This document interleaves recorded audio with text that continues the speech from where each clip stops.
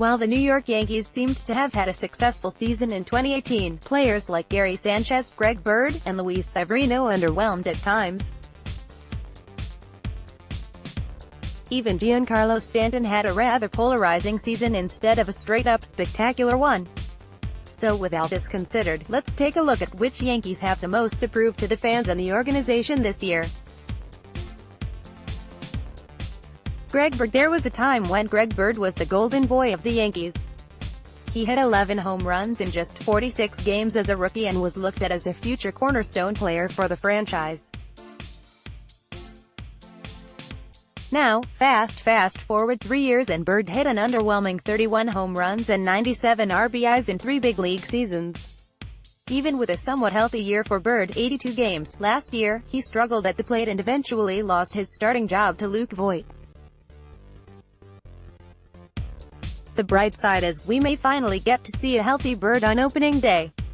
There are even reports of a rejuvenated player in the first few weeks of spring training. Aaron Boone said there is definitely a noticeable difference in Greg Bird's swing and how he is impacting the ball. Brian Hoke, at Brian Hoch, February 20, 2019. Bird is a young player and still has room to grow if he can stay healthy. However, 2019 is a prove-it year for the struggling first baseman. We'll see how he responds. Gary Sanchez, another player plagued by injuries last season. Gary Sanchez is poised for a big bounce back after a dismal year at the plate and at the backstop. Sanchez hit below the Mendoza line at .186 and led the league in passed balls with 18. The Kraken had 2 separate stints on the DL, and just never found his groove. The truth is, Sanchez is just too good of a hitter to repeat his clunker of a season from last year. Barring more injury problems, Sanchez should solidify himself once again as a dangerous middle-of-the-order weapon. This is the year we find what kind of player Gary Sanchez can be.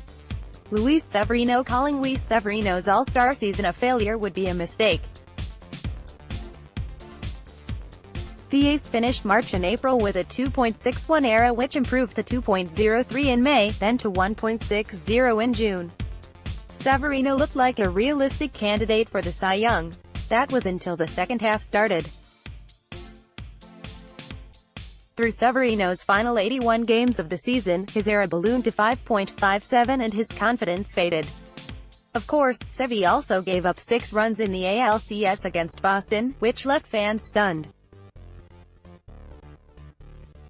Despite the late-season struggles, the Yankees still gave Severino a 4-year, $40 million extension. It's clear management still believes in him and his teammates believe in him. Now it's time for Severino to put a full season together and prove he can be a legitimate #1 option for a playoff team.